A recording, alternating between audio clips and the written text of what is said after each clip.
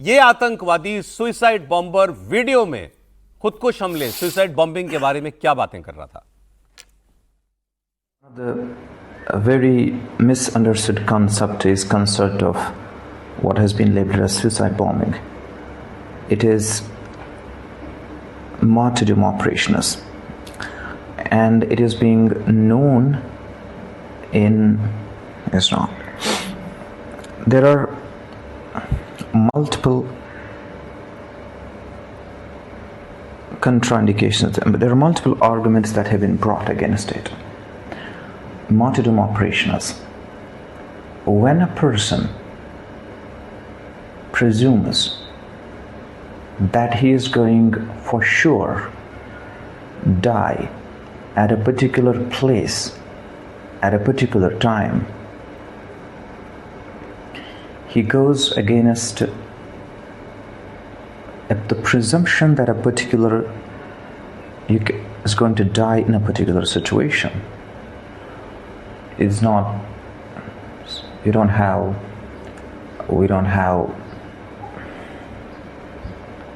situation. अब ये video देखने के बाद जो है कुछ बातें दिमाग में आती है। पहले तो आपने देखा होगा, पहली बात आपने भी क्या गौर की होगी, अच्छी अंग्रेजी बोलता है, मतलब डॉक्टर था तो पढ़ा लिखा तो था ही, लेकिन अंग्रेजी भी अच्छी बोलता है। ये इस सेंस में थोड़ा सा इंपॉर्टेंट हो जाता है कि इसका मतलब इसमें दुनिया की इसको खबर रहती थी, पता रहता था इसको। तो एक well educated, well informed professional था ये। और उसके बाद बात क्या कर रहा है कि इस्लाम में ये चर्चा है, कॉन्ट्रडिक्शन है कि सुइसाइड बॉम्बिंग जो है वो अलाउड है या नहीं अलाउड है। फिर इसने एक शब्द इसमें इस्तेमाल किया, मार्टिरडम। जो लोग मार्टिरडम चाहते हैं, शहादत चाहते हैं, उसका भी ये जिक्र कर रहा है। तो ये शहादत चाहता था, ये जन्नत जाना चाहता होगा, इसीलिए इसने किया ये बात।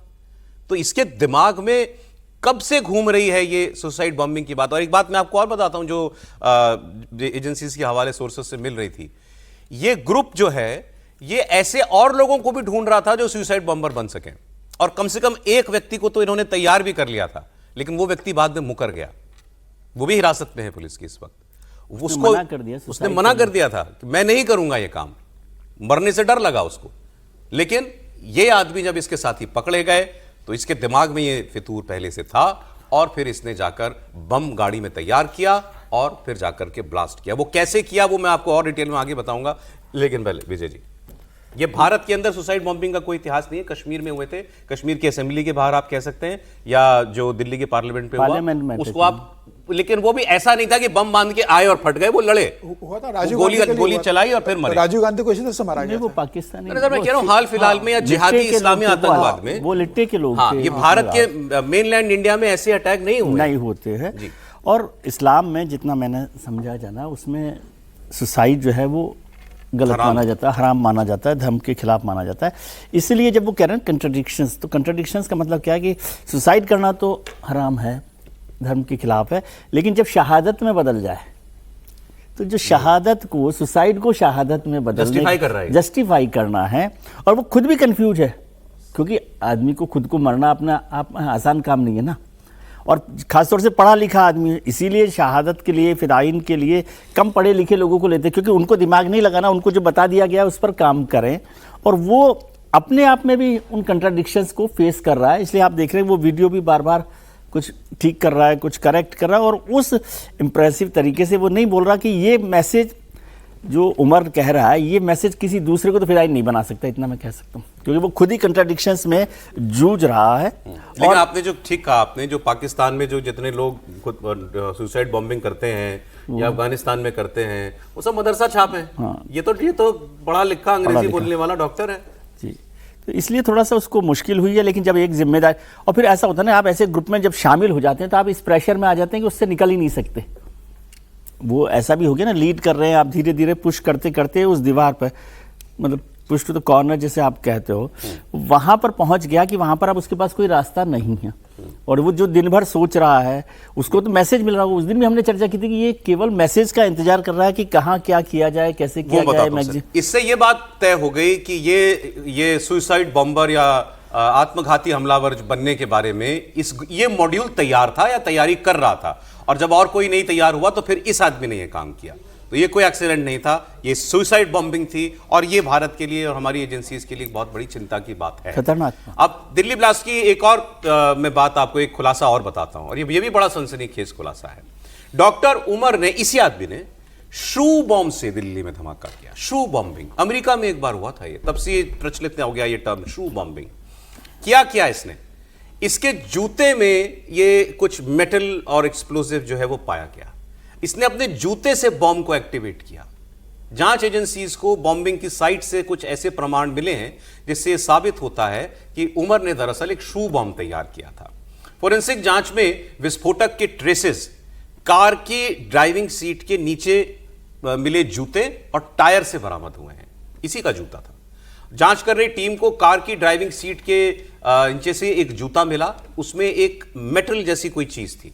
अंदेशा है कि यही विस्फोट का मेन ट्रिगर था और इसी से ब्लास्ट को अंजाम दिया गया। जांच एजेंसियों को इसके अलावा कार की पीछे की सीट के नीचे भी विस्फोटक होने के सबूत मिले हैं। सूत्र बताते हैं कि आतंकियों ने बड़े धमाके की प्लानिंग के लिए बहुत बड़ी मात्रा में TATP नाम के केमिकल्स जो है वो इकट्ठा कर रखे थे। हमले में अमोनियम नाइट्रेट के साथ साथ ये TATP का मिश्रण जो है वो किया गया था, क्योंकि पहले भी ये बात आई थी कि अमोनियम नाइट्रेट अपने आप में कोई धमाका नहीं कर सकता, उसमें आप लेकिन फ्यूल ऑयल मिला दीजिए या कोई और केमिकल आप उसमें मिलाते हैं तो फिर वो एक बम बन जाता है, एक विस्फोटक बन जाता है। और जो गाड़ी भी मिली थी उसमें भी पहले खबर आई थी कि इसके जो पैर का एक हिस्सा है वो स्टीयरिंग और एक्सीलेटर के बीच में बचा रह गया था, बाकी तो शरीर इसका उड़ गया, वो वहां पर जो है वो बचा रह गया था। तो एक सोफिस्टिकेटेड तरीके से इस बम्बिंग को अंजाम दिया गया है, ये इसका निष्कर्ष। राव जी, देखिए TATP आपने जो बोला है उसको मदर ऑफ सैटन बोलते हैं। मदर ऑफ सैटन बोलते हैं, यस। तो ये शैतान की मां पहले भारत में या कश्मीर में इस्तेमाल नहीं किया गया है, तो ये भी अजीब बात है। और ये आपने बिल्कुल सही कहा कि ये शू बॉम्बिंग का जो मामला है ये 2001 में, दिसंबर 2001 में अमेरिकन एयरलाइंस जो कि फ्रांस से मियामी जा रही थी उसमें अटेम्प्ट किया गया था। वो जो है वो क्योंकि फटा नहीं था, वो फेल हो गया था, तो ये पहली बार ही ऐसा दिखाई दे रहा है कि शू बॉम्बिंग जो है वो उसकी कोशिश, अगर ये तय हो जाता है या ये पता चल जाता है कि शू बॉम्बिंग के जरिए ही ये जो है ट्रिगर किया गया, तो फिर ये साफ होगा कि शू बॉम्बिंग पहली बार जो है वो यहाँ पे की गई है और बहुत खतरनाक वो है, क्योंकि बड़ा खौफनाक है ये। बिल्कुल खौफनाक है, क्योंकि और इतनी ये सारी चीजें, मतलब ये सब इसकी know how banana, shoe bombing की ये जो केमिकल आपने TATP बताया, कहां से मिला होगा इनको? यही है। देखिए ये सारे जो लोग थे ये साइंस से बहुत ज़्यादा मतलब जानते थे, साइंस को इन्होंने पढ़ा होगा। और दूसरा ये भी माना जाता है कि इन्होंने इस तरह बॉम्ब बनाने के जो वीडियोस हैं, जो तरीके हैं, इनको इंटरनेट पे सर्च किया, उस तरह से भी कोशिश की। ये भी माना जाता है कि इनको ट्रेन किया। देखिए शू बॉम्बिंग जो है ना वो अलकायदा का मतलब मोडस ऑपरेंडी है।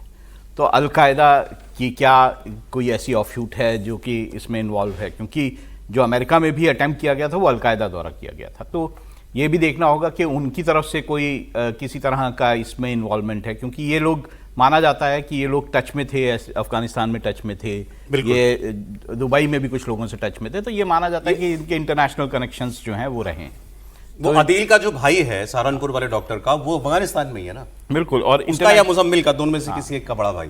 तो इंटरनेशनल कनेक्शन रहे हैं, उन्होंने किसी तरह से इनको ट्रेन किया है। ये कभी गए हैं बाहर जिसमें इन्होंने ट्रेनिंग ली है इस तरह की बॉम्ब बनाने की। बात कई नई चीजें आई। ये TATP नाम का जो आप मदर ऑफ सैटन केमिकल बोल रहे हैं, एक्सप्लोसिव बोल रहे हैं, ये शू बॉम्बिंग का तरीका, शू बॉम्बिंग भी पहली बार हुआ है। कश्मीर में भी शू बॉम्बिंग कमिंग नहीं, और हिंदुस्तान में कश्मीर के बाहर सुसाइड अटैक, ये भी नया है। तो 3 नई चीजें इसमें आई।